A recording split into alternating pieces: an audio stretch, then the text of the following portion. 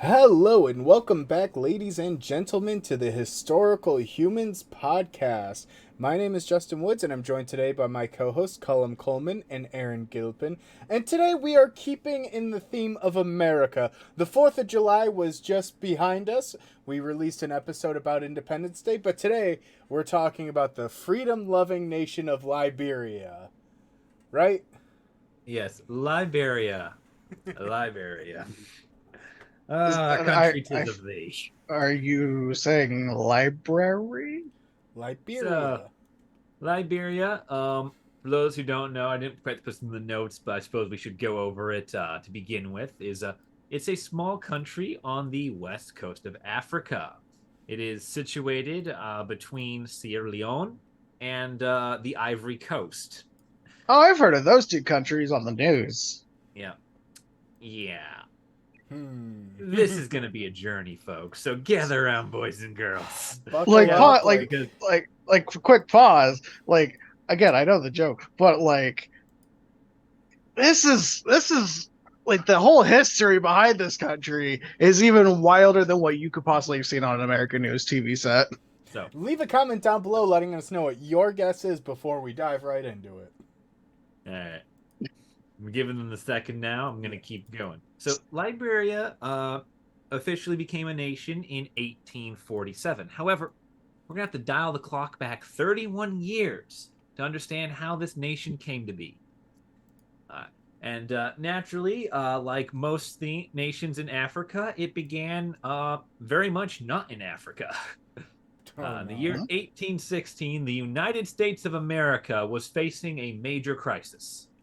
What to do with all those black people that people no longer own? Ooh, yeah. The response to this crisis was the founding of the American Colonization Society, the ACS, which was established to resolve the problem of freed blacks living in this God-given nation of America. God, I hate it here. That is its actual charter. I'm really not surprised with 1816. I guess this answers the question of what if we just send them back? No, because that was a thing that was a thing I heard even in high school. Jesus. This is where that phrase began, and oh dear God, does it get worse? Oh, I know it gets worse. So it just hurts. So, like, real quick, I know we talked about it off screen a little bit, but like, when was the first time you actually heard anything about Liberia? Because I didn't learn about this until like 2019, and I was 3 years out of high school, and even then, I was just like, see, I learned about it in high school geography class because we did geography of the world where we learned every country, and Liberia. Except it did not really talk about the founding of it or anything other than that. It was just like Ivory Coast, Liberia. Okay, just move along the chunk of Africa and continue on.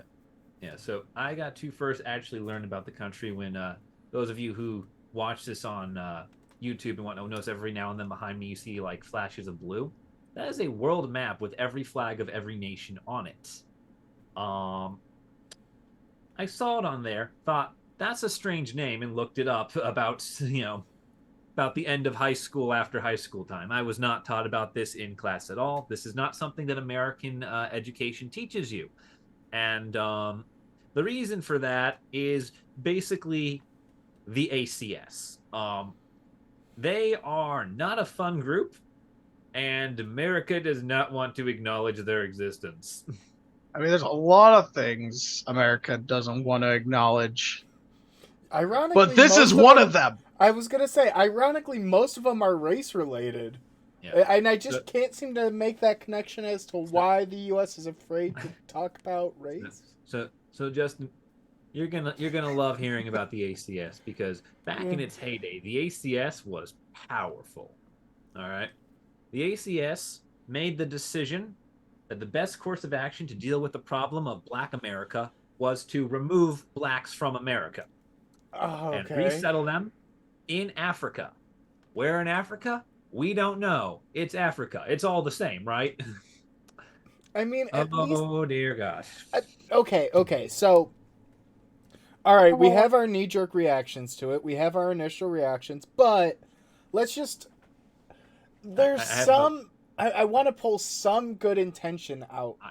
yeah, yeah. There's so many horrible things, and we are getting to like the one good thing. There is the which is the motivation and the membership of the ACS, because it was not like certain other groups that ran around with white hoods. It was not a hate organization. The Yeah. mixture that creates the concoction of the ACS is a combination of racism. I'm just gonna say it, I mean, and good intentions of, you know, actually looking at the opportunities available to black people in America at that time and saying, hey, there kind of are none. Maybe we should create a space where there are opportunities for them, a space far far away from the rest of us.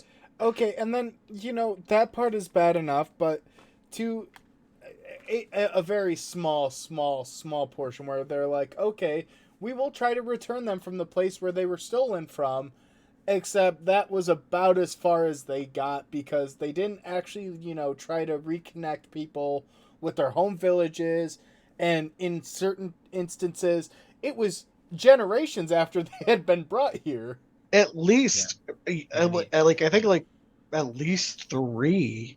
yeah, many of them would have been here generationally, especially those that were able to attain freedom, which is the only Black Americans to which this organization would apply.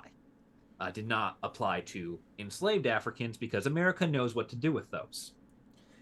It knows to do horrible things. Yeah. The membership of the ACS that kind of creates this mixture is kind of an interesting one here, because it was made up of a combination of slaveholders and abolitionists. Now, abolitionists were the people who wanted slavery to end forever. Slaveholders were the people who owned slaves.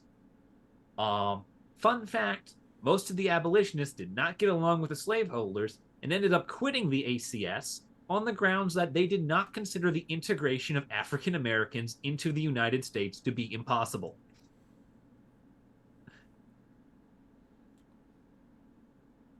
That's right. The abolitionists thought black people could be American citizens. The slaveholders didn't. The two fought, and the abolitionists quit, leaving this organization in the hands of the worst people possible. I was gonna say, I thought it was backwards there for a second. I thought, like, did my brain short circuit? No. It's just, welcome to how sentences work. That is the grammatically correct form of that sentence, and it is hell and a half to say. Yeah, I definitely got the first impression that they were the ones who were mad at it, but yeah, I could see why they would have a fundamental disagreement there. The fun fact, the membership at this time also included free blacks and slaveholders and free black people and slaveholders. And if you're wondering how the hell this organization did not immediately descend into murder and anarchy, you can thank exactly 2 men. Number 1, former President Thomas Jefferson, who publicly supported the goal of this organization of getting rid of people who didn't look like him. And Jefferson. And the then current U.S. President, James Madison, who publicly funded the organization so that they would not kill each other and instead take their feud somewhere else. And, all the people in question. Yeah. Racism. Oof. This leads to, by 1818, the ACS is sending people out to survey the verdant, uninhabited wilds of West Africa to find a suitable location for a colony. However, the people who lived in these uninhabited, verdant lands of West Africa refused to sell lands to these colonist white people because they knew exactly what the hell happens when you do. Did they not get the memo that it was supposed to be uninhabited? That's the joke. That's the fucking It's always joke. uninhabited when it's not white people who live there, Aaron. Does this stop our brave heroes in the ACS? No. In 1820, the ACS attempts to just colonize the land anyway. And they do this with all the foresight and planning of absolutely none. They begin by sending a single ship with 88 free black settlers and 3 members of the colony, set out to inhabit the already established colony of Sierra Leone. Now, if you're thinking Sierra Leone, that's a British colony at this time, you'd be correct. America just finished fighting its second war against the British, so naturally dumping off people we don't want here on Britain's doorstep seems like a sane idea to keep the peace. Which at this time, England had already outright banned slavery, so kind of also a slight little jab there, too. I thought they didn't ban slavery until 1836.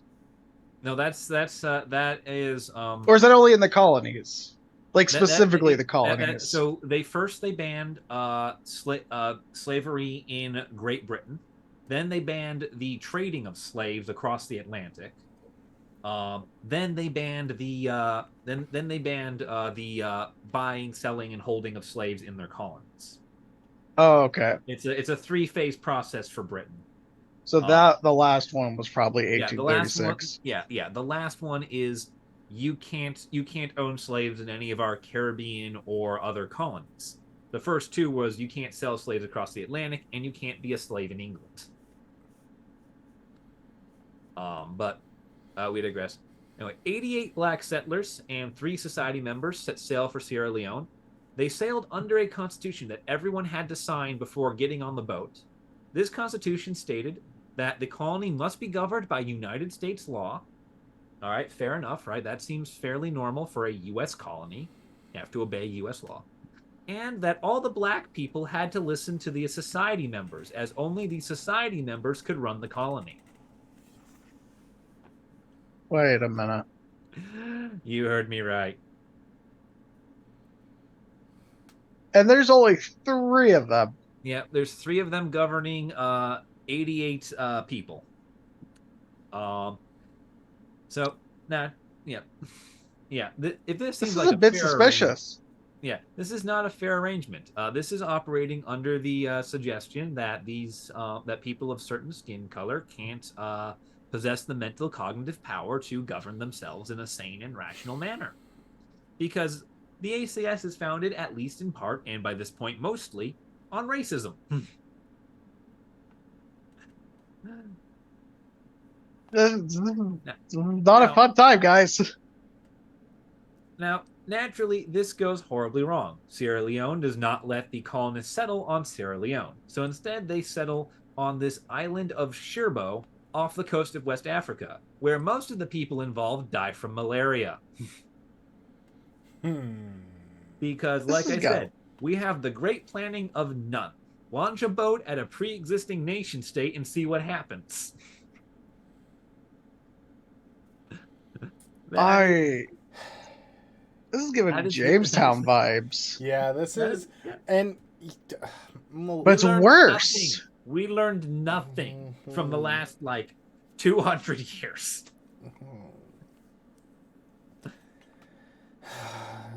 It's upsetting.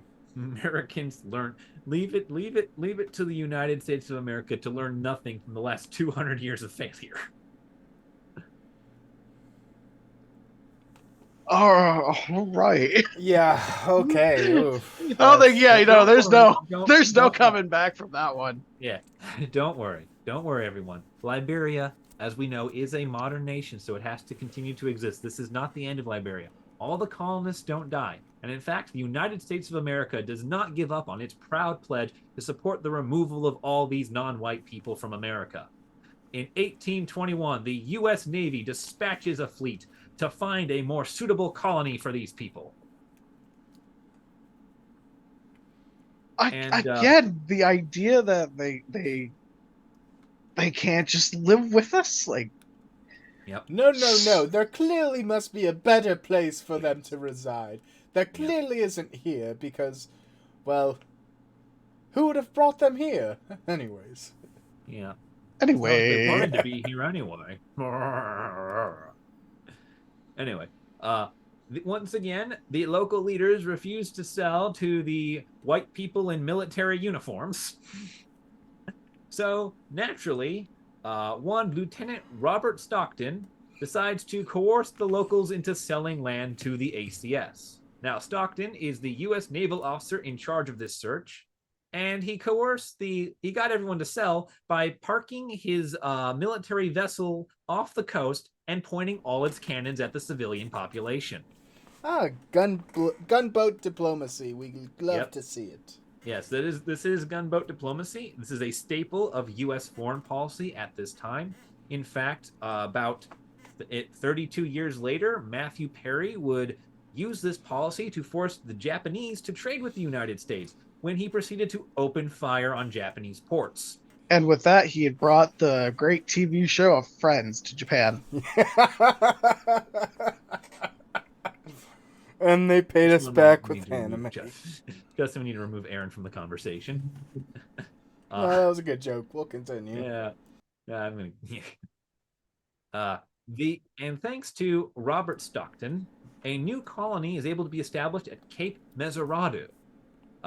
Cape Mesurado is now a part of the capital city of Liberia, a place called Monrovia, which we will actually get to how it gets to be called Monrovia in a little bit. Oh, no. Stupid. There's an explanation later in the notes. You cannot give us the tease and not go into it because this story gets better. I 100% can give you to the tease. All right, Monrovia is not relevant yet. But that name, that's beautiful. That horrible name. Yes, we all hate it. In Monrovia. The Sherbo Island group, what is left of them, is moved into this new colony, and settlers from the United States begin to join them at Cape Mesurado. However, things do not go well. By 1824, the colonists have to officially fortify their settlements as the local tribes continually try to push them off the Cape. The locals were incredibly unhappy with the existence of Liberia, something to do about being forced to sell to them at gunpoint. I don't see why they're upset. They clearly made a legal transaction. We gave them money that they have no use for. You know, as much as the U.S. hated Britain, they really like to use their tactics and turn right around. Because that's how England got a lot of you hate the player, not the game. I love how you think we paid them in dollars and not like glass beads. Please tell me that's not what we did. Aaron, do you really think they gave him currency? At least something. At least something useful. I don't know what they paid them in, but I am going to go for the odds that they did not give cash in hand. Very, very little of it was cash in hand. A lot of it was metal utensils. Ironically, guns and weaponry tended to be a really big trade item between tribes. I mean, yeah, that one definitely doesn't make sense. But also... Giving knives to the Hawaii. Looking at you, Captain Cook. He had it coming. Yeah, they had a nice meal. Anyways. It's also at this time that the settlement received its official name of Liberia. And they named their, one town... which would become the capital of the nation, Monrovia, because President James Monroe, who I believe is president at the time of this decision, had approved actually funding the colony, which was mostly just left to rot. So what you're telling me is there are two countries in this world at this current point that have their capital cities named after former U.S. presidents. That is correct. Fun fact, I believe Monroe he got his the way, a lot of people get their names on university buildings, just throwing money at the organization until they glorify it. Because that's why they named it for him. He gave them money. But he also did it using public funding. So he's like, yes, look at how charitable I am giving money. Yeah, it wasn't even his money. It was the taxpayers. Aaron's just crying. He did not know the full horror of this story before we got here. And the best part is, we're not even halfway to this place becoming. I know we're not halfway. Aaron, It just are keeps you getting okay? worse. What do you mean? This is great. This is just awful. This is American. I history. feel so bad. Yeah. I'm so it makes me glad that like people like John Green and Hank Green are like actively building like hospitals in this part of the world, and actually doing something to make a difference and impacting people. Because we really fucked them up. And Britain really fucked up Sierra Leone. Yep. Oh, we're gonna get to Sierra Leone in a minute, don't you worry. They become a major problem. Do we do anything for Liberia now? I don't know. Probably not. Liberia. So anyway, Liberia's colonial territory begins to expand as well, as a bunch of smaller colonization societies are founded by individual states, go out and purchase, heavy air quotes there, more land for colonies to be established on in and around Monrovia, effectively creating this like little like Italian city-state shield wall between Monrovia and the rest of the native population. Again, at any point did anyone consider that they might be the baddies? Very much. And the United States helped increase the population of Liberia artificially by removing any and all slaves captured aboard slave ships and transporting them there. Oh, I'm sorry, you're Somalian, you're Zulu, and you're Nigerian. Well, guess what? You all go here now. Also, I do have a bit of a producer's note about the Liberia-U.S. relations. Yeah, by all means. President William Howard Taft made it a pennant of his speech, especially during his first message to Congress, where he talked about Liberia, the close historical ties to the U.S., and how they wanted to build a better connection. And then during World War II, they actually sided with the Allies and helped support efforts against... Justin, that's not an editorial note. That's the next page. Okay. Oh my God! We go. These notes go all the way up to 2005, ladies and gentlemen. Do you talk about the Soviet Union then? I believe we do. You can double check the spoilers. Everyone. You double check. I believe page 3 has the war and post-war. Okay, then yep, that is about it. William Howard Taft. That's the producer note. Yeah. So long. Yeah. And it's not even a good president either. It's fucking Taft. Now, some of you may be wondering why the United States is, stopping slave ships, taking the slaves off them and sending them to Liberia, when the United States is still at this time a fully operational slave state. Well, that's because the U.S. had agreed with Britain and decided to ban the transatlantic slave trade in 1808, meaning that all those boats crossing the Atlantic with human cargo are expressly illegal. And if the United States ship happens to catch one, it frees all the slaves and sends them to Liberia. So it literally couldn't send them back. I have a question for you.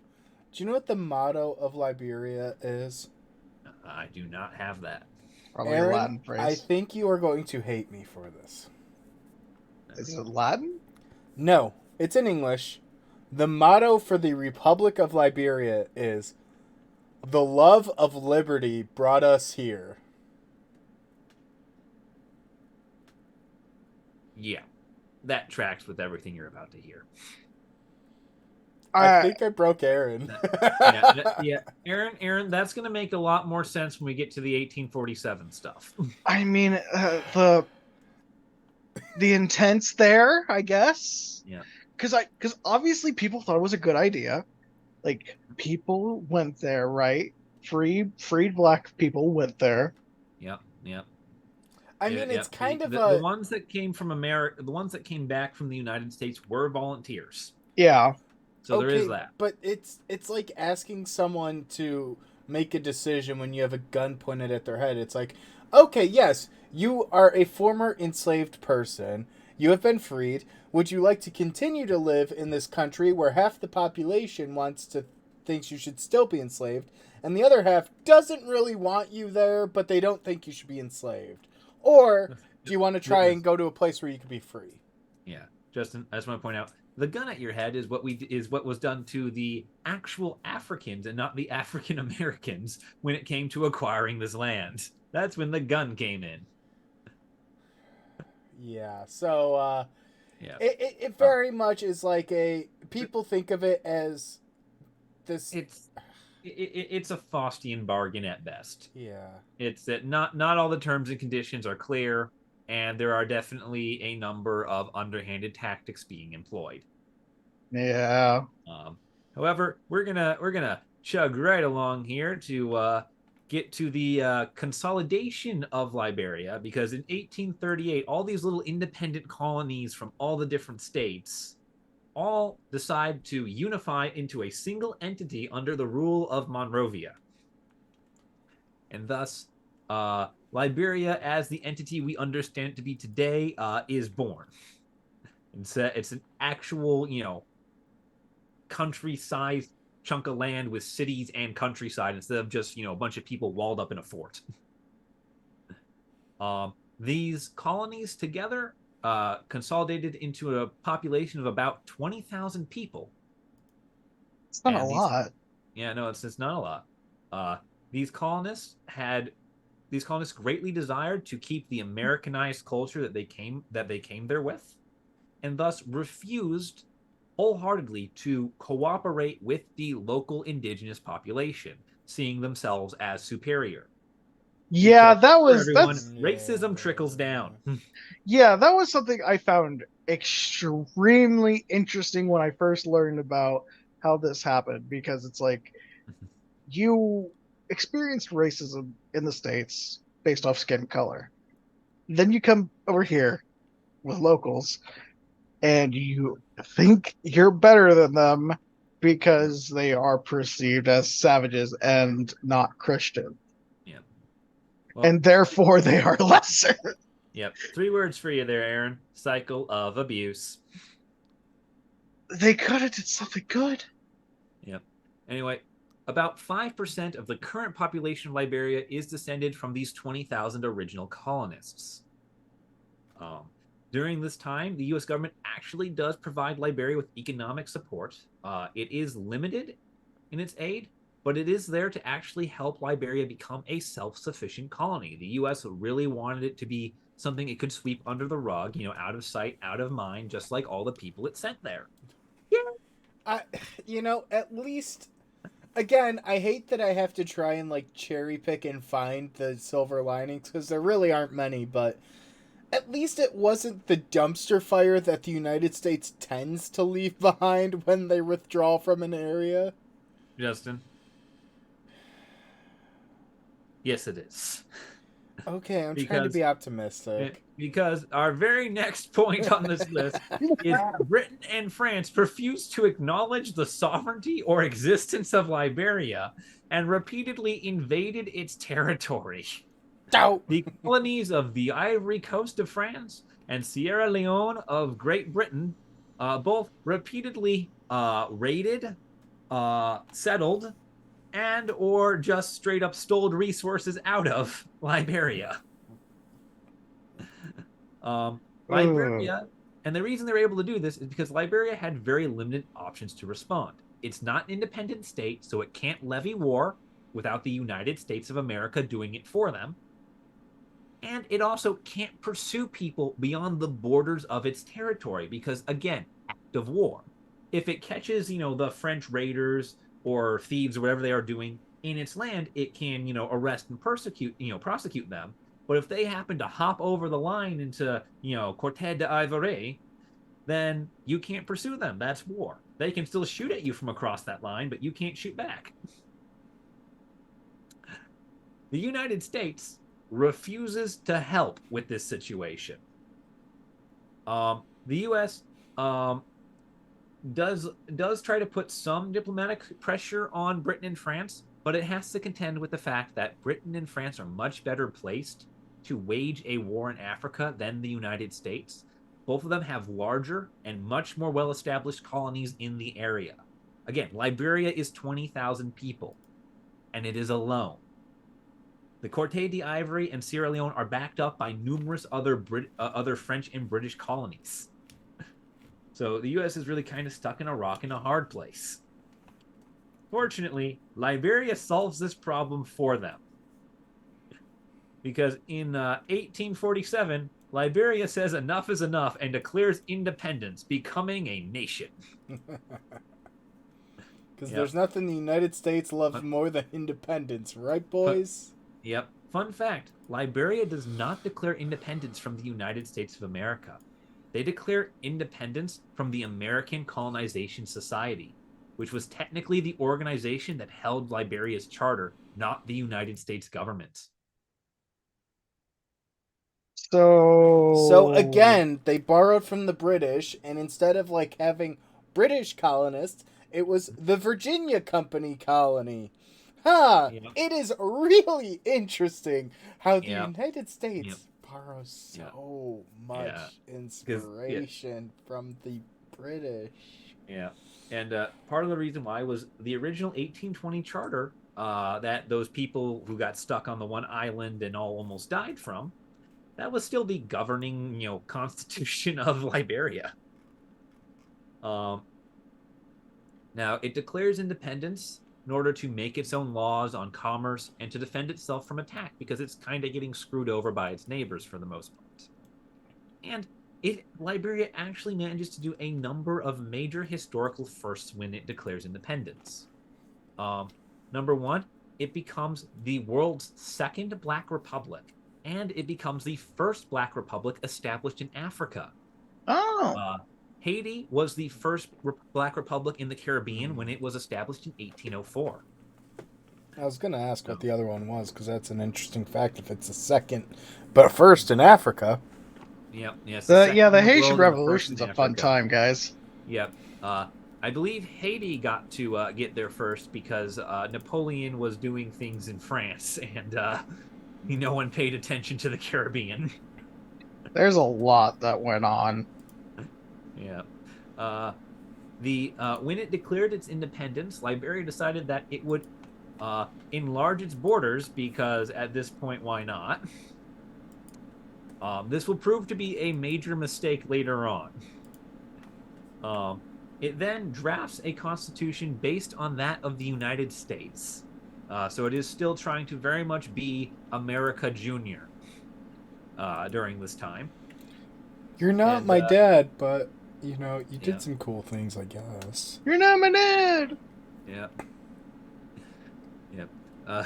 And Joseph Jenkins Roberts is elected as the first president of Liberia, and he will hold office from 1847 to 1856. And he actually does a lot of very good things for Liberia. For one thing, he ends the slave trade out of Liberia because up until this point, Liberia has had a great deal of difficulty controlling its coastline, and so, shall we say, less than well-intentioned individuals from Sierra Leone or the Ivory Coast would come into natural ports and harbors in the coastline of Liberia, technically outside the jurisdiction of Britain and France, and abduct people and sell them into slavery. Oh, jeez. And there was nothing Britain or France could do about it because, oh no, all this money we're getting, it's not happening on our land, therefore it's not happening. God damn it, Britain. And France. But mainly Britain. A lot of it's Britain. Yeah. So there was that. He manages to end this slave trade. Now, there will still be difficulties for Liberia and its coastline over the course of the next 50 years. Liberia has a hard time sort of asserting its dominance and laying claim to all the territory it has. Again, it's a colony of 20,000 people claiming a fairly sizable chunk of land contested by a number of larger powers. Additionally, Liberia tends to ignore its coastline in favor of pressing claims further inland. This is going to become increasingly problematic for the nation. However, as far as nation goes, it's relatively stable. The peaceful succession of power continues from 1847 all the way up to 1989. Wow, that's really stable. Yeah, wow, it's incredibly stable. It has a great deal of difficulty exerting dominance over much of its territory, and it suffers a number of financial ruins. But for the most part, the government holds itself together. Wow. There is no violence. There is no major succession dispute. Democracy worked. The first time an American byproduct has had kind of success like Like, that. good for them, Yeah. honestly. Like, Yeah. No, it's a very prosperous nation. Now we're going to spend the next 2 pages talking about everything that goes wrong from here through World War II. Beautiful. Let's go. Because that doesn't mean it's without problems. But before we do that, Aaron, Justin, just in case you haven't looked, would you like to guess what the first nation was to acknowledge the sovereignty of Liberia?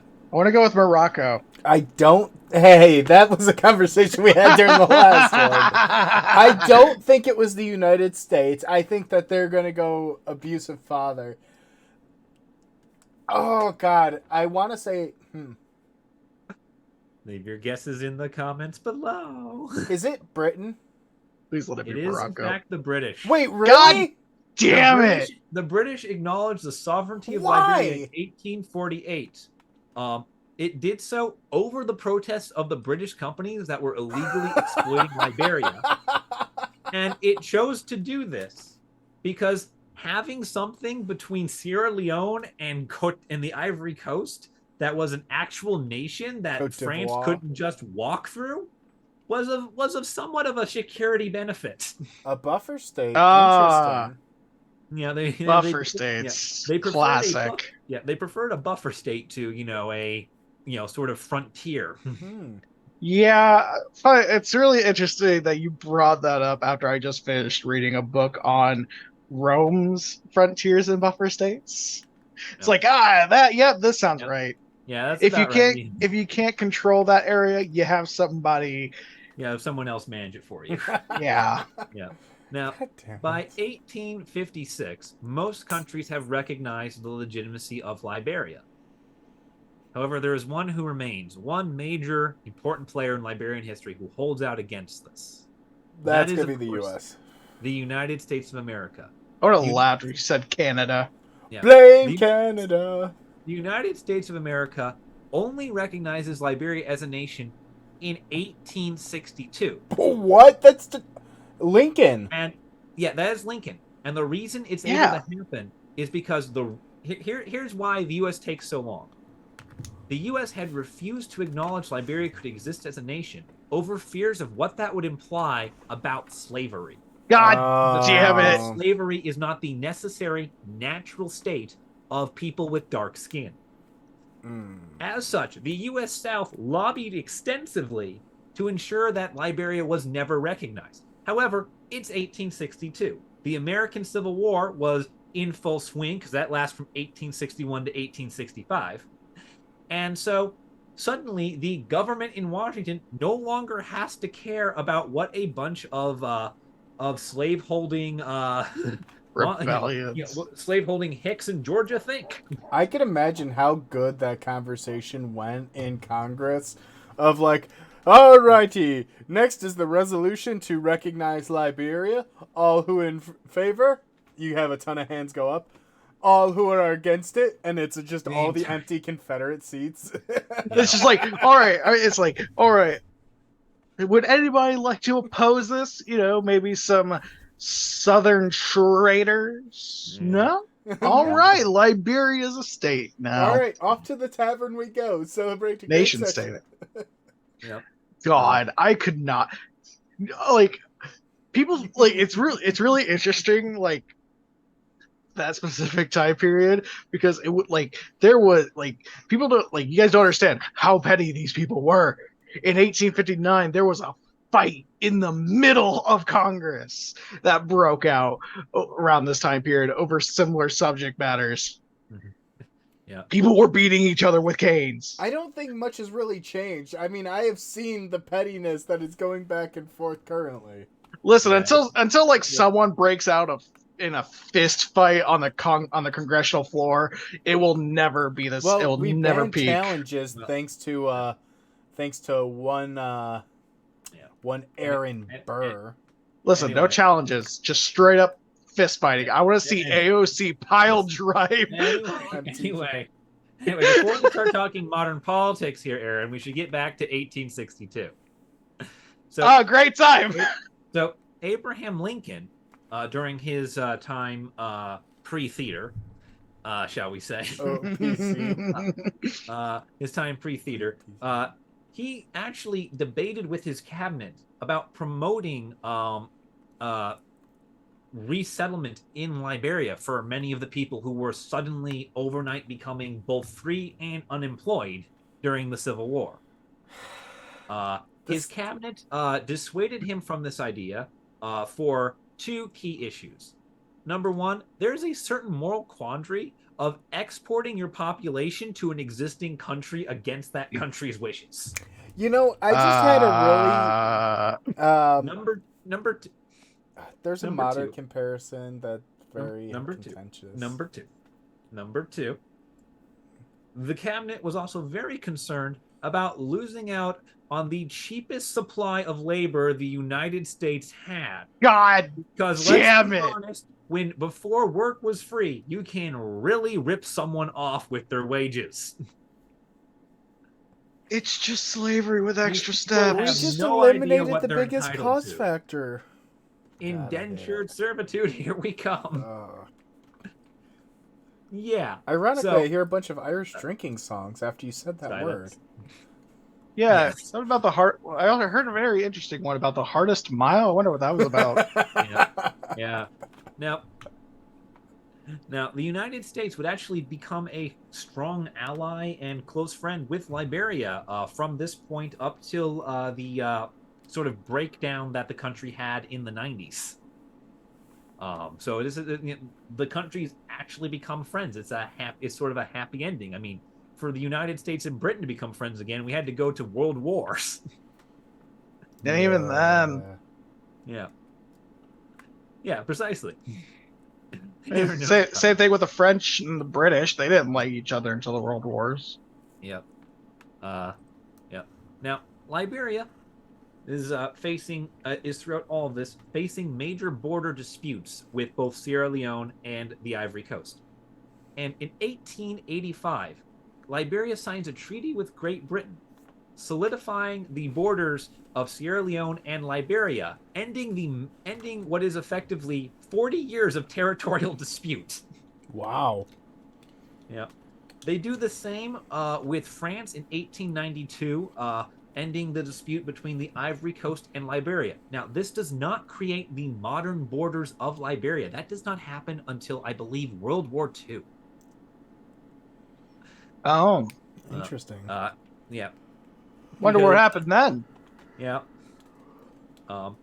Liberia continues, in the meantime, to make major inroads towards improving itself and towards actually being able to control and govern its territory. The biggest of these is the 1904 decision by Liberian President Arthur Barclay to directly communicate and cooperate with the indigenous tribes in Liberia's national territory. That's something the U.S. still hasn't done. God damn, another Liberian win. Yeah, direct cooperation between the government and the tribes. However, at this time, there is a number of major shortcomings for Liberia at the same time. Government debt has begun to prove a burden. Liberia is bleeding money. It has been since 1871. It is riddled with unconsolidated loans and a number of out-of-control interest rates. The government has, in order to establish itself, in order to fend off Britain and France, has had to go into major debt with a lot of Western European powers, which is never a good sign. Additionally, Liberia is unable to exert its influence more than 20 miles inland from the coast, despite claiming territory much, much further in. It just can't rule them. Liberia is, it has established itself as a nation. It has actual acknowledged borders. and it is actually able to, for the first time, communicate directly with its indigenous population. But it is still on the brink of falling apart. That is, until 1912, the United States decides to prove its friendship with U.S. President Theodore Roosevelt. Yeah, Teddy. The old bull moose. Yep. Teddy puts together a $1.7 million plan to reorganize Liberia's economy. Wow. Teddy Roosevelt, in his trust-busting state, decides that he's going to help Liberia out by consolidating all their foreign loans and establishing an international chamber of commerce to oversee the repayment of these loans as a sort of like what would almost be a proto-United Nations. Wow. Or I should say League of Nations. We're not quite there yet. Yeah, I'll give it a few more years. Yep. You know, Yeah. Teddy really did quite a few good things. Yeah. We don't talk about Panama. Yeah, well, Anyway. Panama doesn't exist. Yeah. Anyway, the International Committee of United States, British, French, and German officials are set up to govern this loan situation. The economy in Liberia actually grows and improves now that the debt is not out of control. But, however, you may be noticing something with the timeline and with the nations I stated. Yeah, they don't seem to get along very well. Yeah. 2 years in, World War I from 1914 and 1918 promptly derails this plan and destroys the economy. They God tried so hard. Yeah. damn it. Yep. It gets so bad that, I'm sorry, I was wrong earlier. It's World War I that Liberia gets its more modern borders.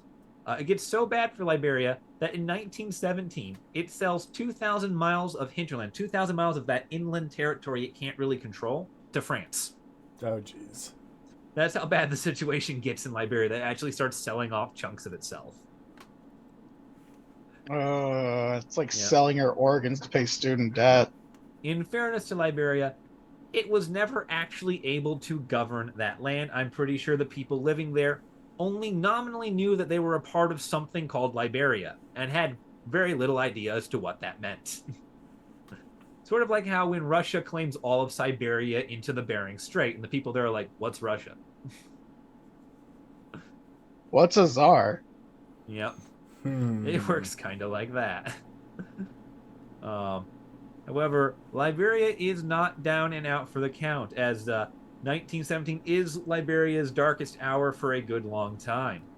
But in 1926, Liberia discovers that it has a wonderfully exportable resource that American companies can't wait to get their hands on. And for once, it's not people. Liberia is a major producer of natural latex rubber.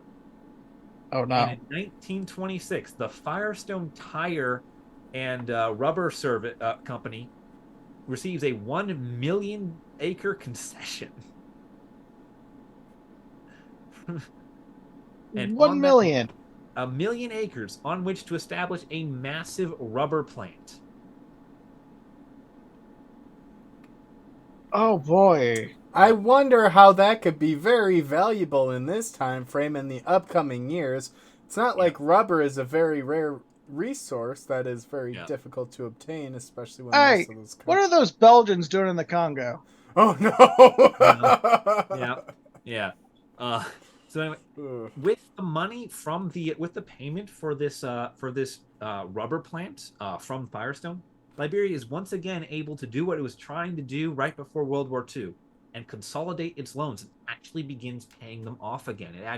The economy actually begins to move forward, which is really Liberia's biggest problem for most of its history is why does the economy not work? We don't even know why our economy works. Yeah, because precisely. It's the invisible hand of the market.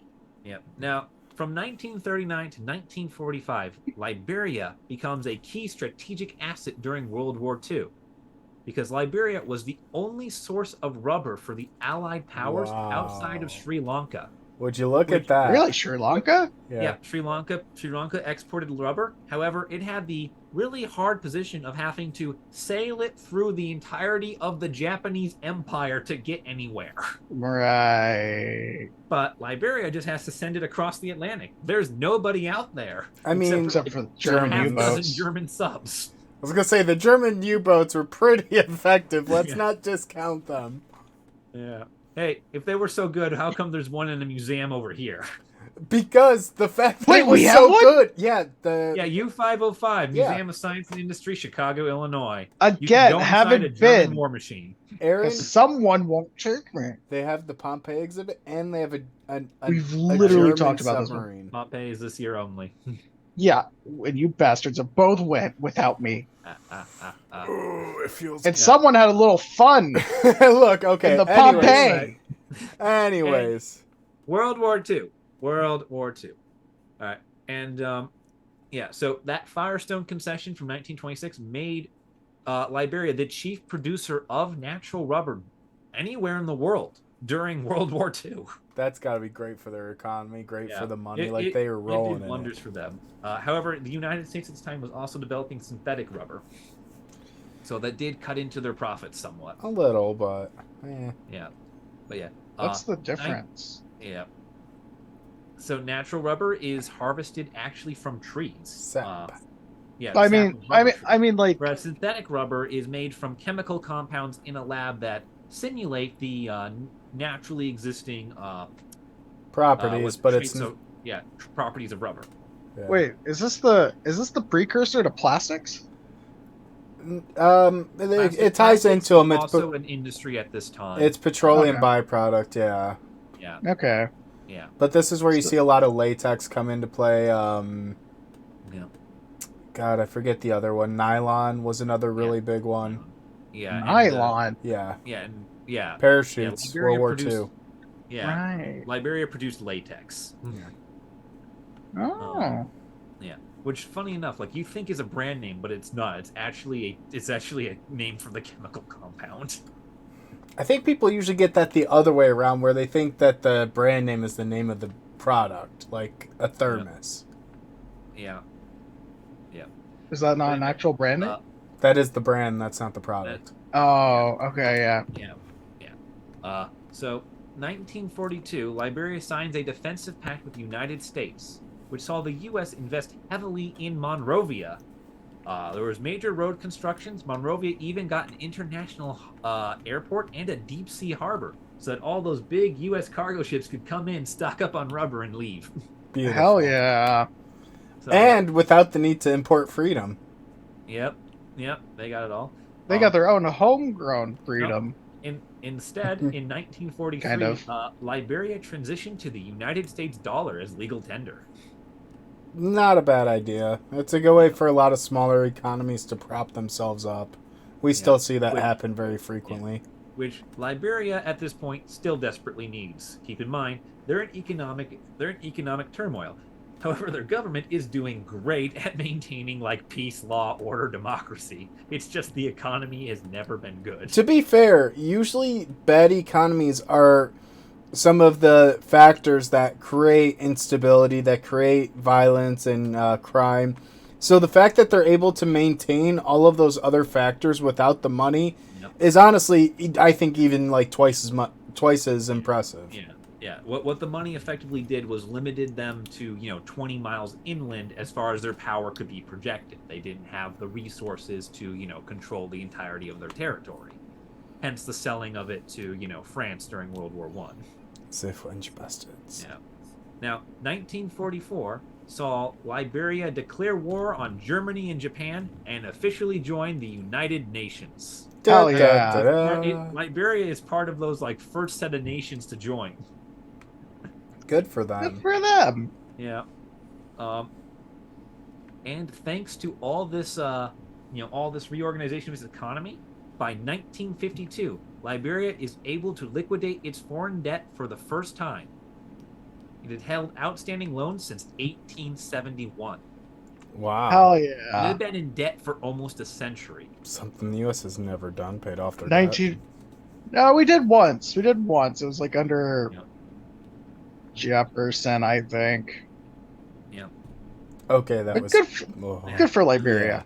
Now, Liberia is going to continue with its first during this time period. Liberia was the first black republic in Africa. Liberia was one of the first members to join the United Nations. And in 1963, Liberia is going to be a founding member of the Organization of African Unity, which changed its name to the African Union in 2002. So they're a founding member of that organization. It's a economic one, right? yeah, it's an exclusive economic zone similar yeah. to the EU. Okay.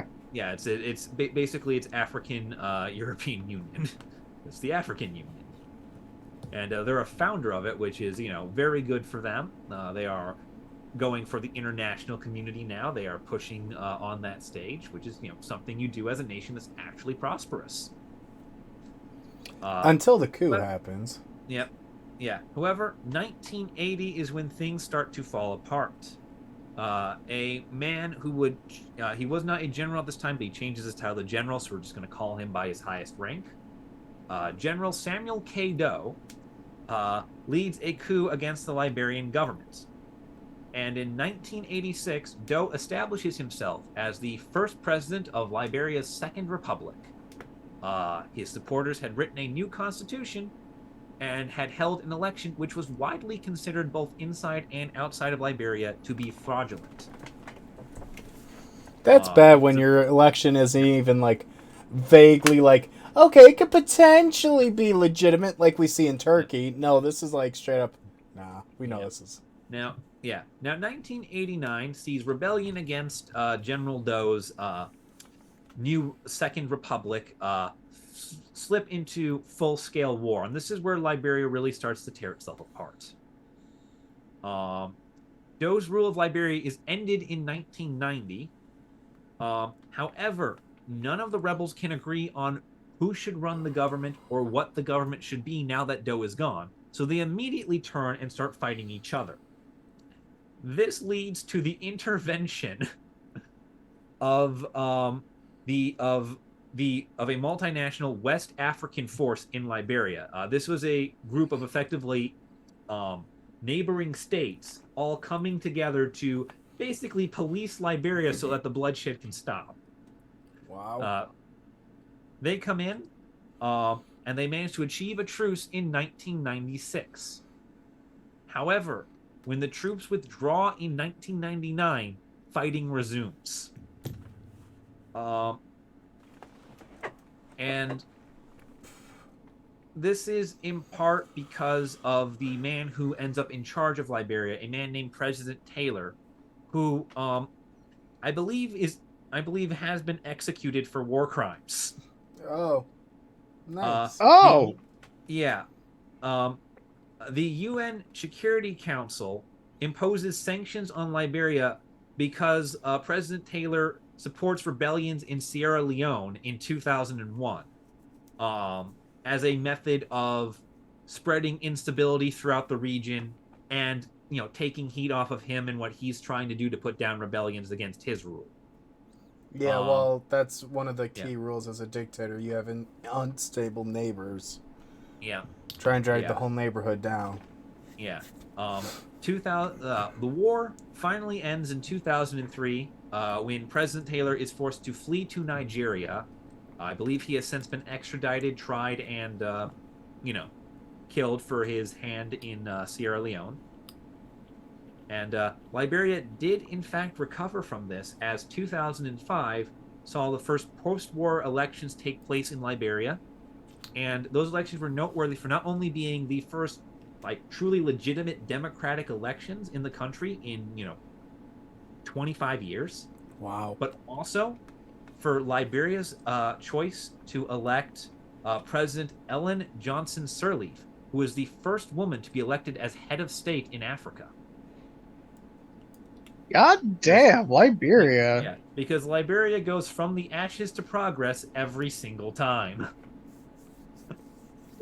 what's their current president. Let me see who their current president is. Yeah, I do not know who the current president is. I decided to make the decision to stop taking the notes at 2005, as anything beyond that would be considered modern politics and not really history. I usually like to stop a lot sooner, but, well, things got spicy near the end. The oldest political party in Liberia is the Liberian Whig Party. Oh no, the not, Whig not Party. not to be conflated with the Liberian full head of hair party. Let's see. Oh, there's all. I also the Wikipedia also has like a list of all of the ethnic groups. Yeah, Good God, how? No wonder, like, they just really just said, "Hey, natives, we don't know what territory you belong to. But you're now part of this state." Yep. Like, there's so many here, and I'm just like, it's It amazing that they make this country work though now. It is miniature Africa in Liberia. It's just every nation in Africa, almost every tribe in Africa has someone in Liberia. So you want to know what also is a little fucked up about the Liberian Whig Party, apparently? Yeah, sure. We can talk some more about this. We ran through all the wonderful history. In 1930, they were accused of endorsing systems of forced labor. Oh boy. Yep. So their current president is George Weah, or Weah, depending. Let's see, their population is like 5.5 million now, compared to 20K that first started. Yep. If you do the math, right, on that 5.5 million, I believe, because we did have that statistic earlier that 5% of oh, I'm sorry, I'm having a little throat, but like 5% of that modern 5.5 million population is descended from the original population. I believe you come out to 275,000 people are descended from the original 20,000 black colonists. That again, that's a lot. Also, former President Taylor was not executed. He is still alive, incarcerated in England, and in 2021 he actually sued Liberia because he argued that they were not paying his retirement pension. Honestly, I was wondering, does the actual like International Court of Justice have the authority to execute anyone? Unless he's tried at The Hague, which The Hague is the last time they executed someone for war crimes. Yeah. But can they do it? Have in the past, but I was mistaken about him being dead. He has simply been turned over and held in prison, which, that works. The probably. point is he is not out there in the world. Jeez. Yeah, so kind of interesting. And then a few other points of note is it's also one of the only countries to use English as their official language. Mm-hmm. I think even in South Africa, it's like one of 3 official languages. Yeah, because I believe South Africa likes to prioritize Swahili. That Dutch. No, not Swahili. Swahili's. They call it Afrikaans. Afrikaans, Dutch, and English. I'm getting my geography just that much off right now today. My apologies, viewers. For shame. I am not despite everything, I am not perfect. I do find that kind of interesting, and that's something maybe I should do a short about how there's 2 countries where their capitals are named after former U.S. presidents. No, that'd be a fun, easy one. That'd be a funny thing, but enough spoilers for our audience, ladies and gentlemen. What do you think of Liberia? Did America do good, or did they do good in spite of America? I think they did good in spite of America. Yeah, like quite literally, America just threw the baby in the water and said swim. And by God, did they swim! Hey, we learned that parenting technique from our cousins, the Australians. I mean, like, they definitely, obviously, they had, like, a lot of rough patches. early on with the debt, and then of course in the 80s with the coup. But it seemed like they did pretty all right for themselves. I mean, like, as an outsider looking at it on a very, this could easily be considered a summary. We have no context of what's going on I, th- socially, that's where I and think I get caught up. Is like it sounds great from the outside, but yeah, I saw the brief blurb about how the Whig Party supported forced labor, and I also tend to think about like the local tribes and how they were displaced, and I know they said that they worked in cooperation with them, but to what degree? Because the U.S. has all these treaties and is like, look, we participated with the tribes, when in reality, every single one was coerced. Well, they had direct cooperation in 1904. Everything before that was basically the tribes don't exist or are in the way. Yeah, And so after 1904, it's a bit of a blurry picture of how well they're treated, but they did have direct access to the government, which is something a lot of nations with displaced indigenous tribes don't have. I will say that Liberia's main problems were economic and territorial integrity issues. However, the one thing I think we can praise Liberia for is the relative stability of its government, the peaceful transition of power for was effectively 150 years. yeah, we could. and then yeah. skip a few years and they're back on track. Yeah, because they do have about 20. They have 23 years of no democracy against what was effectively over a century of very stable democratic power, and that's an achievement that I think is at least worth giving them a bow. And I know we talked about how we didn't learn about it in our American school systems. If you made it to this point in the podcast and in the video, let us know if you truly learned about Liberia or if we taught you some things today. And I think that's a perfect point for us to just wrap a little bow tie here. I mean, I think we nailed everything. Yeah, we've there's not really much more for us to say. Was effectively an overview of an entire nation's existence.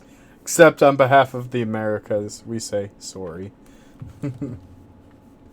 This is I'm sorry. This is Bald Eagle America. It Oh. apologize. As for all the Americans, we're sorry.